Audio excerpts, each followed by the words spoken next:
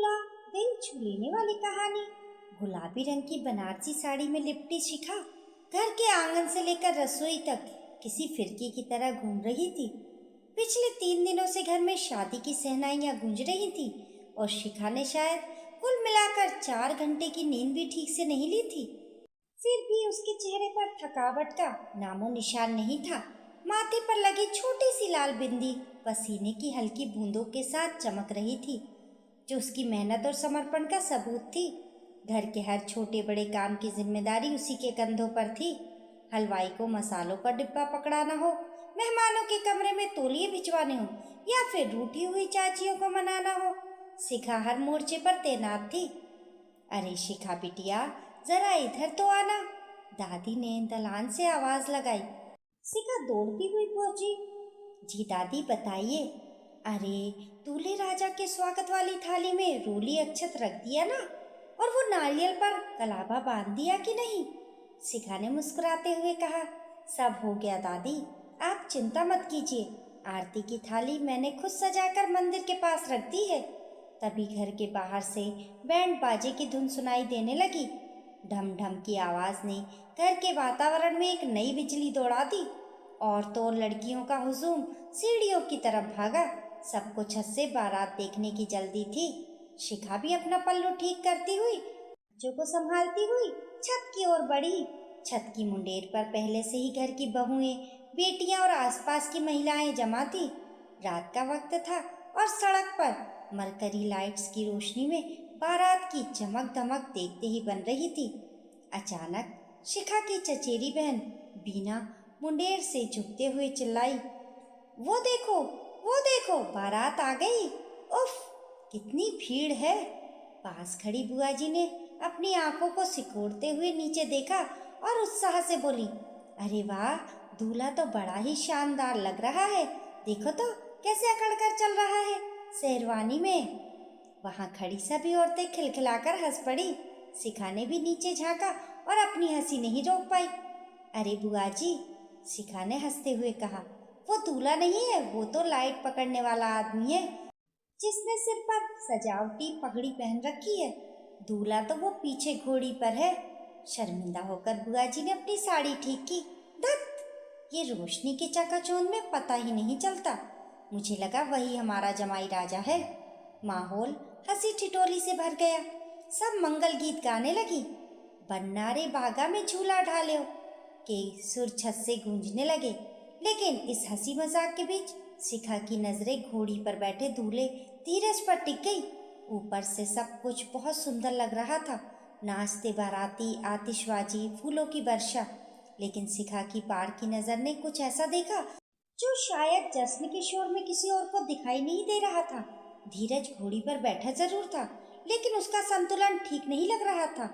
वह बार बार घोड़ी की लगाम को झटके दे रहा था और पास खड़े अपने दोस्तों के साथ कुछ ज्यादा ही आक्रामक तरीके से हंस रहा था। बीच बीच में वह घोड़ी वाले को पैर से मार रहा था ताकि वह घोड़ी को नचाए। शिखा का दिल एक पल के लिए ठिठक गया। ये व्यवहार सामान्य उत्साह नहीं लग रहा था। उसे 5 साल पहले की अपनी शादी याद आ गई। उसका पति भी बारात में ऐसे ही झूमता हुआ आया था और फिर शिखा के सिर को झटका दिया। वे आज अपनी छोटी बहन सिया की शादी में कोई अपशगुन नहीं सोचना चाहती थी। सिया उसे जान से प्यारी थी। माँ बाप के गुजर जाने के बाद शिखा ने ही सिया को पाल पोस कर बड़ा किया था। बारात अब बिल्कुल दरवाजे के करीब आ चुकी थी। शिखा जल्दी से नीचे भागी। स्वागत की रस्में होने थी। द्वार पर पिताजी की जगह शिखा के ताऊजी खड़े थे। बारात का स्वागत हुआ। धीरज घोड़ी से उतरा। शिखा आरती की थाली लेकर आगे बढ़ी। जैसे ही वे पास गई, उसके नथुनों में एक तीखी अप्रिय गंध टकराई। शराब की बदबू। और ये कोई हल्की फुल्की गंध नहीं थी। ऐसा लग रहा था जैसे धीरज ने पूरी बोतल पी रखी हो। शिखा का हाथ कांप गया। आरती की लो थरथराई। धीरज की आंखें लाल थी और वह शिखा को देखकर अजीब सी मुस्कान के साथ बोला, अरे साली साहिबा, आरती उतारोगी या सिर्फ घूरोगी? नेक वेक तैयार है ना? कम हुआ तो अंदर नहीं आऊंगा। उसकी जुबान लड़खड़ा रही थी। उसके दोस्तों ने पीछे से ठहाका लगाया, अरे भाई, अभी तो एंट्री ले। असली वसूली तो फेरों पर होगी। शिखा ने किसी तरह खुद को संभाला। उसने सोचा, शायद दोस्तों के दबाव में थोड़ी पी ली होगी, आज का दिन खराब नहीं करना चाहिए। उसने आरती उतारी और रास्ता छोड़ा। जयमाला के लिए स्टेज सजा हुआ था। सिया लाल लहंगे में किसी परी से कम नहीं लग रही थी। वे धीरे धीरे स्टेज की तरफ बढ़ी। धीरज पहले से ही वहां खड़ा था। जैसे ही सिया ऊपर चढ़ी, धीरज ने आगे बढ़कर उसका हाथ पकड़ने की कोशिश की, लेकिन उसका पैर लड़खड़ा गया और वह लगभग सिया के ऊपर गिरने ही वाला था कि उसके दोस्त ने उसे संभाल लिया। भीड़ में थोड़ी कानाफूसी शुरू हो गई। लड़का तो पूरा टल्ली है, किसी ने पीछे से कहा। अरे, आजकल के लड़के हैं, खुशी में पी लेते हैं। किसी बुजुर्ग ने बात संभालने की कोशिश की, लेकिन शिखा की चिंता अब डर में बदल रही थी। जयमाला के वक्त धीरज ने सिया के गले में माला डालने के बजाय उसे जोर से खींचा। सिया घबरा गई। उसकी आंखों में डर साफ दिख रहा था। धीरज हंस रहा था। अरे, डरो मत डार्लिंग, अभी तो पूरी जिंदगी बाकी है। शिखा स्टेज के कोने पर खड़ी थी। उसकी मुट्ठियां भिज गई थी। सिया ने कांपते हाथों से किसी तरह माला डाली और पीछे हट गई। खाना शुरू हुआ। शिखा मेहमानों को देख रही थी, लेकिन उसका पूरा ध्यान धीरज और उसके परिवार पर था। धीरज के पिताजी समधी जी ताऊ जी के साथ बैठे थे और ऊंची आवाज में बात कर रहे थे। देखिए शर्मा जी, धीरज के पिता ने कहा, खाने में वो बात नहीं है। हमने कहा था कि पनीर की 3 वैरायटी होनी चाहिए, यहाँ तो 2 ही है। और वो गाड़ी जो आपने देने का वादा किया था, वो गेट पर खड़ी तो नहीं दिखी। ताऊ जी हाथ जोड़कर खड़े थे। समधी जी, गाड़ी की बुकिंग हो गई है, बस डिलीवरी में 2 दिन की देरी है। और खाने में देरी वेरी हम नहीं जानते। धीरज के पिता ने थाली को झटके से दूर कर दिया।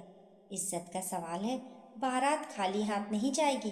गाड़ी की चाबी फेरों से पहले चाहिए, वरना फेरे नहीं होंगे। इधर स्टेज के पीछे बने कमरे में धीरज सिया पर चिल्ला रहा था। तुम्हारे बाप चाचा ने क्या समझा है, हम भिखारी है? एसी का बंदोबस्त नहीं है इस कमरे में, पसीना आ रहा है मुझे। धीरज ने पास रखा पानी का गिलास दीवार पर दे मारा। कांच के टुकड़े सिया के पैरों के पास गिरे। शिखा, जो सिया को पानी देने आ रही थी, दरवाजे पर ही रुक गई। उसने ये सब देख लिया। ये सब सिर्फ शराब की बात नहीं थी। ये बदतमीजी, ये हिंसा, ये दहेज का लोभ, ये सब एक पैटर्न था। शिखा ने अपनी जिंदगी के 5 साल एक ऐसे ही नर्क में बिताए थे। उसका पति भी शराब पीकर हंगामा करता था, दहेज के लिए ताने मारता था और अंततः उसे छोड़कर दूसरी औरत के पास चला गया था। शिखा तलाकशुदा थी और मायके में रहती थी। उसने कसम खाई थी कि जो उसके साथ हुआ वे सिया के साथ नहीं होने देगी। शिखा कमरे में दाखिल हुई। क्या चल रहा है यहाँ? उसकी आवाज़ में वो खनक थी जो पिछले 3 दिनों की भागदौड़ में कहीं दब गई थी। धीरज ने मुड़कर देखा। ओहो, बड़ी साली साहिबा, तुम ही समझाओ अपनी बहन को और अपने कंजूस रिश्तेदारों को। मुझे गर्मी लग रही है और मूड खराब हो रहा है। शिखा ने सिया को देखा। सिया सुबक रही थी। सिया, तुम रो रही हो? शिखा ने पूछा। दीदी, ये बहुत अजीब व्यवहार कर रहे हैं, मुझे डर लग रहा है, सिया ने धीरे से कहा। शिखा ने एक गहरी सांस ली। वह बाहर आई और सीधे ताऊ जी के पास गई।